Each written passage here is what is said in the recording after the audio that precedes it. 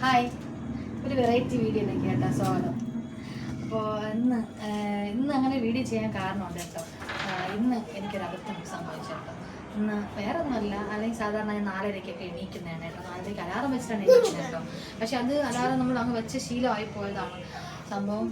ഞാൻ അലാറം വെച്ചിട്ട് കിടന്നെന്നുള്ള ഓർമ്മയിൽ ഇന്നലെ സംഭവം രാത്രി 10:30 മണിയായപ്പോൾ ലൈവൊക്കെ കഴിഞ്ഞിട്ട് ഞാൻ കിടന്നുറങ്ങി. അപ്പോൾ എന്നോട് ചേട്ടൻ ചോദിക്കുകയും ചെയ്തു, ഞാൻ അലാറം വെച്ചാൽ ഞാൻ വെച്ചു എന്ന് പറയുകയും ചെയ്തു. സംഭവം ഞാൻ അലാറം വെച്ചു എന്നുള്ള ഓർമ്മയിലാണ് പറഞ്ഞത്. സംഭവം എന്തായാലും അലാറം വെച്ചില്ല.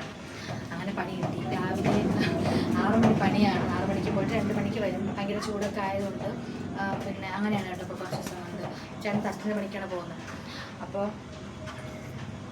രാവിലെ 5:45 എണീറ്റ്.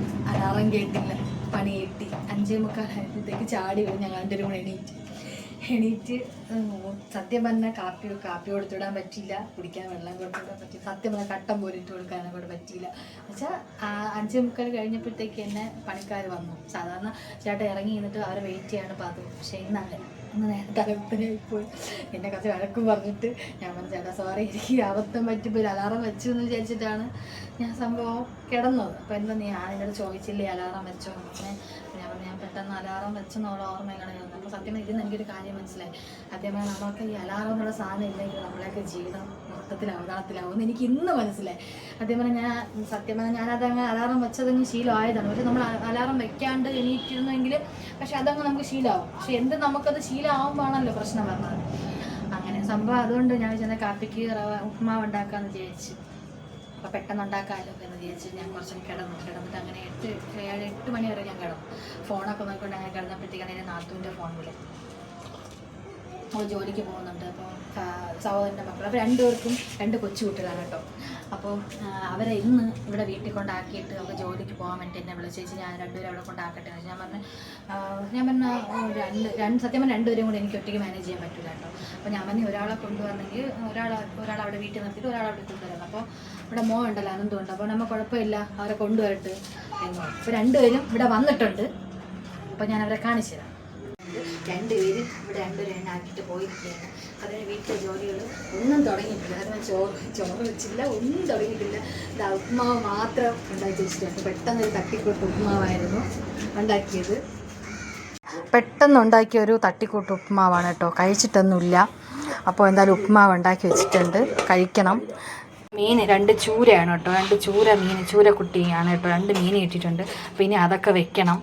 അപ്പോൾ പിന്നെ അത് മാത്രമല്ല, നമ്മുടെ കർക്കിടകം പ്രമാണിച്ച് കുറച്ചൊക്കെ ഇങ്ങനെ വീട്ടിൽ കുറച്ച് എല്ലാം ഒതുക്കി വൃത്തിയാക്കിയൊക്കെ വരുന്നതേ ഉള്ളൂ കേട്ടോ. ഇന്നലെ കുറേയൊക്കെ ഞാൻ ക്ലിയർ ആക്കി വെച്ചു. ഇനിയും ക്ലിയർ ആക്കാനൊക്കെ ഉണ്ട്. അപ്പോൾ ഇതാണ് നമ്മുടെ ഒരു കൊച്ച് അടുക്കള എന്ന് പറയുന്നത്. നമ്മളെ വാടകയ്ക്കാണ് കേട്ടോ താമസിക്കുന്നത്. അപ്പോൾ ഇന്നലെ കർക്കിടകം പ്രമാണിച്ച് കുറച്ചൊക്കെ ഒതുക്കാൻ പറ്റി. ഇന്നലെ പിന്നെ സുഖമില്ലായിരുന്നു. അങ്ങനെ ഞാൻ ഹോസ്പിറ്റലിലൊക്കെ പോയിട്ട് വന്നു. ഇന്നലെ പിന്നെ കുറച്ചൊക്കെ ഒതുക്കി. ഇന്ന് എനിക്കൊരു പ്ലാൻ ഉണ്ടായിരുന്നു.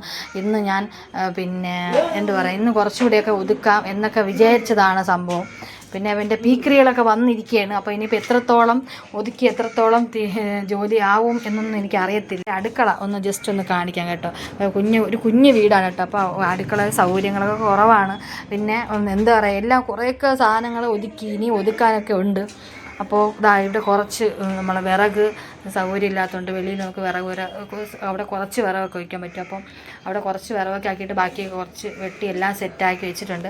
അപ്പോൾ ഇനിയും കുറച്ച് വിറവ് ഒതുക്കാനും ഒക്കെ ഉണ്ട്. അപ്പോൾ ഇവിടെയും കുറച്ച് വിറവ് ഇങ്ങനെ ഇരിപ്പുണ്ട്. അതെല്ലാം ഇനി ഒരു ദിവസം വെട്ടി ബാക്കി മറ്റുള്ള ആ വിറവെല്ലാം ക്ലിയർ ആക്കിയതുപോലെ തന്നെ ഇനി ഇതെല്ലാം ഒതുക്കേണ്ടതായിട്ടുണ്ട്.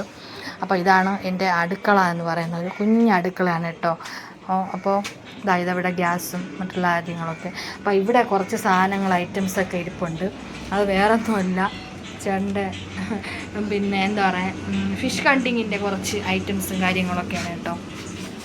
അപ്പോൾ അതാണ് ഇങ്ങനെ ഇതിൻ്റെ അടിയിൽ വെച്ചിരിക്കുന്ന കുറച്ച് സാധനങ്ങൾ, വലയും അതുപോലുള്ള ഫിഷിങ്ങിൻ്റെ കുറേ ഐറ്റംസും കാര്യങ്ങളും ഒക്കെയാണ് അങ്ങനെ. അപ്പോൾ ഇനി വീഡിയോസൊക്കെ ചെയ്യുന്നതുകൊണ്ട് അടുക്കളയുടെ കുറച്ച് ഭാഗങ്ങളൊക്കെ എന്തായാലും ഒക്കെ നമ്മൾ ആ വീഡിയോസിലൊക്കെ കാണാൻ സാധിക്കും.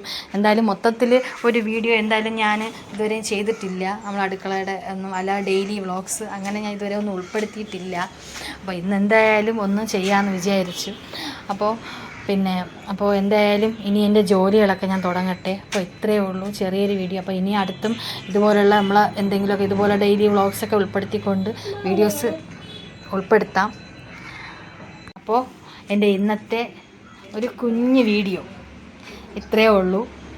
അപ്പോൾ എൻ്റെ കുഞ്ഞ് അടുക്കളയും കാര്യങ്ങളും ഒക്കെ എല്ലാവർക്കും ഇഷ്ടപ്പെട്ടു എന്ന് വിചാരിക്കുവാണ്.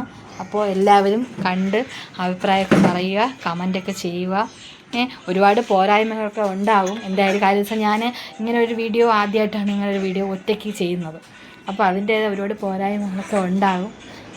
അപ്പോൾ ഓക്കെ, ഒരു ബായ് പറയൂ, ടാറ്റ പറ, ടാറ്റ പറ, ഈ നാളെ പറഞ്ഞാ ടാറ്റ ടാറ്റ പറ. ഓക്കെ, അപ്പോൾ ഓക്കെ പറ, okay bye, okay bye, bye, see you. Okay okay by.